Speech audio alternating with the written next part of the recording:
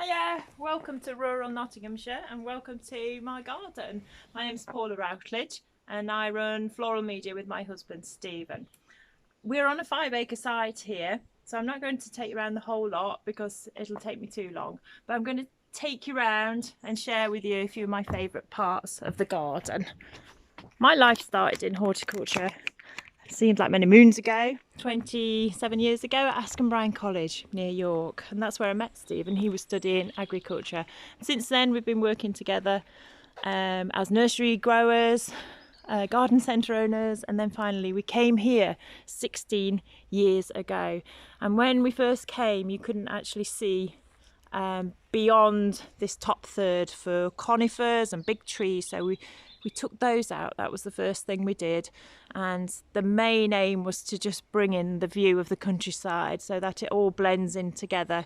So we reseeded the grass so it wasn't like a meadow, and we created borders either side to tunnel your eye through, really through to what we've now created is a wildflower meadow, and then your eye goes beyond into the rolling countryside, which is what we plan to do. And it's taken 16 years, but we're just about realising the beauty of it now. We're really enjoying it, especially in this lockdown time.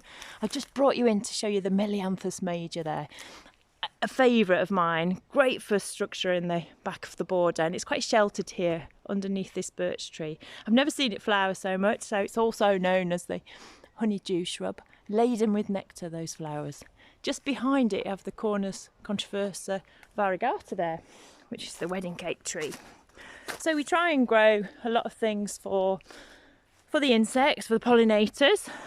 We're big fans of the countryside and all the wildlife, so we work as organically as we can too. The rockery, this was created about 5 years ago from an old conifer bed again, and I just adore it because it just gives such pleasure all year round. With the helianthemums, they never stop flowering once they start, and even in the spring with all the bulbs. And Pulsatilla vulgaris there is showing all its gorgeous seed heads, which I often use in competition work as a floral artist and my demonstrations, because another of my hat is a floral demonstrator for the North Midlands. We've got many hats here.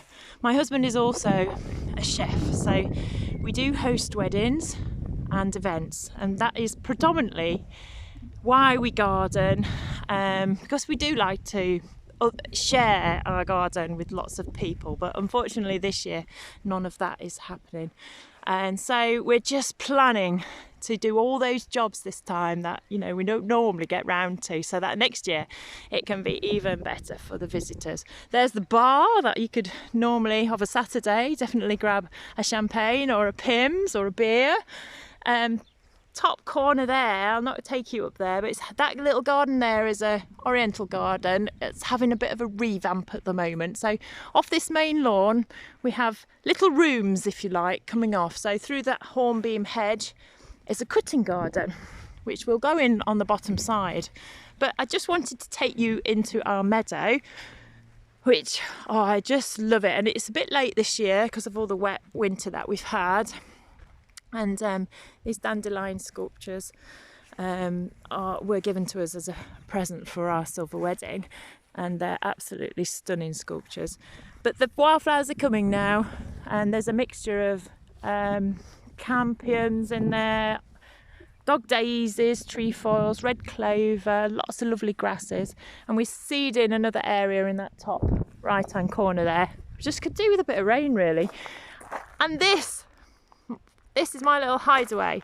It's an upcycled corn silo, inspired from Chelsea Flower Show last year. I think it was a resilient garden, and this is a great space to come and have a coffee or a G&T and a little read, a little moment to contemplate things and look over into the countryside. There's some binoculars in here.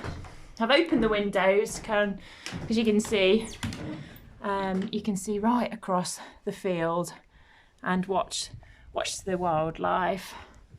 And I think especially at the moment during this lockdown time, it's been an invaluable space If I needed to write anything, I've come up here to write, because as a gardener, if you're looking out sometimes onto your garden, you just see work and it's a distraction. Whereas here I can just look out onto the field. So it's nice to have that space. I'm very, very lucky.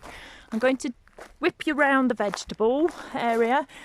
Stephen, as the chef for all the events, likes to grow, and we like to use as much of our own produce as we can.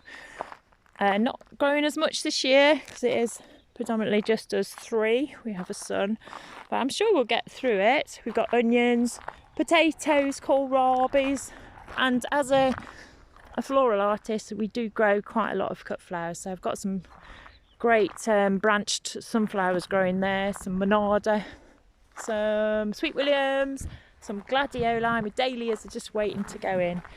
Lots more veg there, pak choy, bok choy, carrots, broad beans. And then this leads you through into the bottom end of the cutting garden.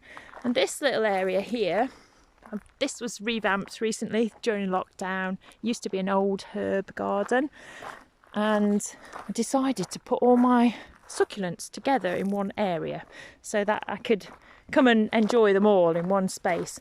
And we've got loads of sempervirens in there, some aeoniums, some echeveras, some hostas growing underneath that table that we upcycled. We put a seat in here, maybe we'll come and sit in it now. You never know. Persicaria, we've got lots of the alliums growing. Allium, the white one there, Mount Everest, standing proud. And in here, this is a rose garden that's had the biggest prune ever. I thought this year I could get away with it, so it'll recover and they'll be really strong. Borage, this is self-set from last year, and I've just let it because the bees love it. And I don't think you'll be able to hear, but it's actually quite alive with bees. It's got a hum every time you walk past. Some alliums for cutting there, sweet peas, some larkspur coming along. And then this is an area that we often bring the guests in at. They come through the arch and walk through into the garden this way. And this circle is always just popping out with lots of different colours and textures, which I love.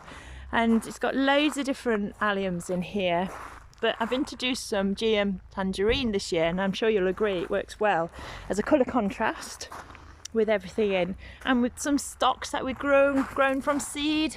Beautiful scent around here.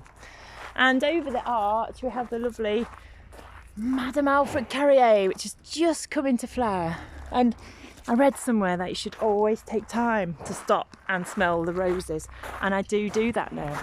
So I'm just showing you this back area really. Maybe I'll have to do a take two or something, because we have got a wildlife pond down the bottom as well, and the front of the property is very much a traditional cottage area. So I hope you've enjoyed a little insight into our back garden, and what a gorgeous day, and I hope everybody enjoys their green space as much as I do.